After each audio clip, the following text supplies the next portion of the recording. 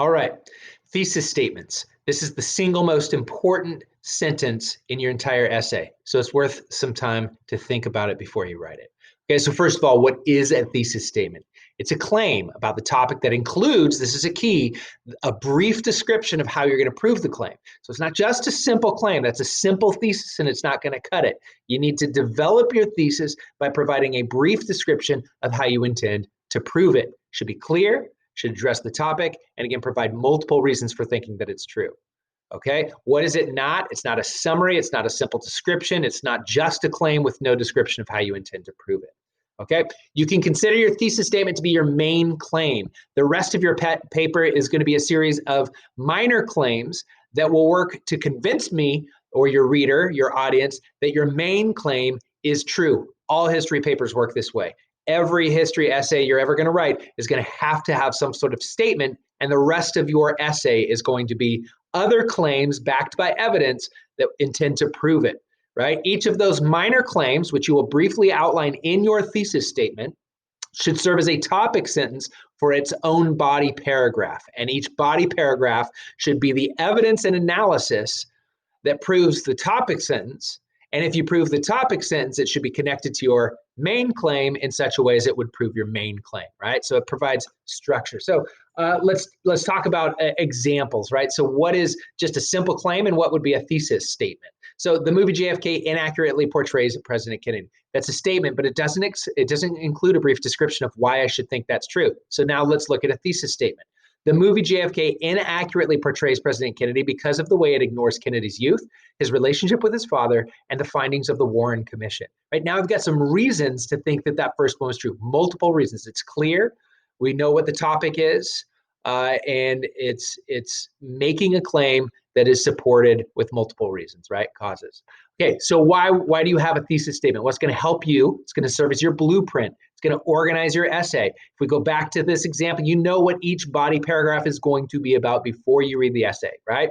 So as you're writing it, once you've got that thesis written, you know what you need to do in each of your body paragraphs. If you ever forget what you were going to write next, go back to your thesis statement, and you've got that outline or that blueprint that tells you what your next body paragraph is about, right? It provides the hook on which you can hang your topic sentences. So each one of those ideas in your thesis statement should turn into its own topic sentence, which will then head up its own body paragraph.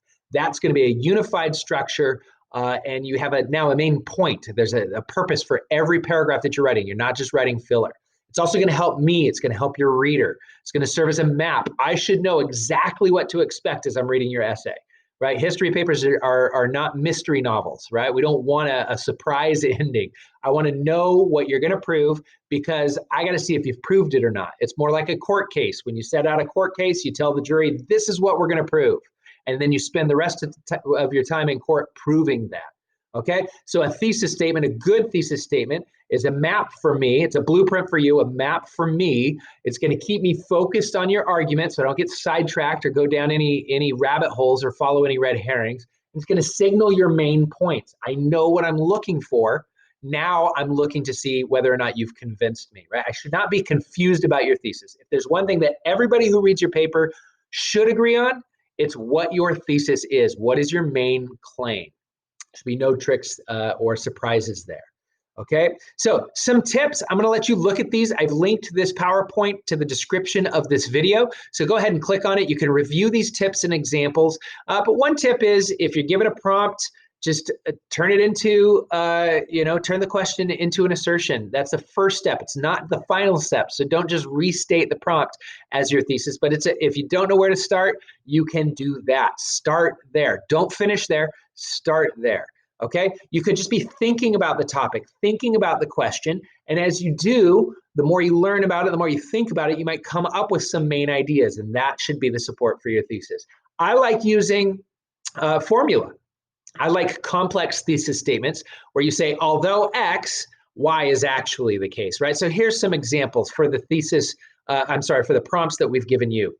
Although many historians have argued that X, right, the interpretation we've given you, closer examination shows that blank and blank are a more plausible interpretation of the historical data, or that Y is a plausible interpretation of the historical data because of X, Y, and Z, right? So think of some way that you can come up with fillers for some of these formulas where you've got to just plug in the data. Okay, the characteristics that these formulas should share is that they state a claim and they reveal how you're going to prove that claim, right? It should be a complex claim because you always need to address the opposing view. All right, it's not enough to come up with a simple thesis. You got to revise it, you got to refine it, you got to get specific. Okay, so here's a couple examples of an unspecific thesis statement followed by a specific thesis statement. You want to be specific, right? It should be one sentence. You don't want to write a whole, paragraph thesis statement, but it should be specific. Here's another example that you can read at your leisure. Again, this PowerPoint is linked in the description. So go back, look, see some refined and revised thesis statements. Okay, then the rest of your essay should write itself, right? The evidence that you're going to use to make your case should be compelling. It should be connected to your thesis. It should be relevant. You should show how it supports your topic sentences and how your topic sentences support your thesis, right? So that's your job. Once you've got that thesis statement, your job is to prove it. You've got to convince me. You got to make your case. You got to imagine that you are writing to a jury, and that jury is going to decide whether your argument is a good one or whether it's not a good one.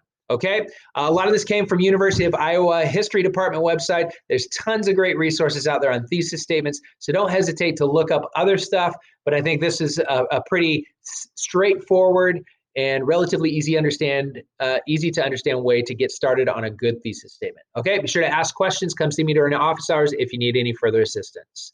Good luck.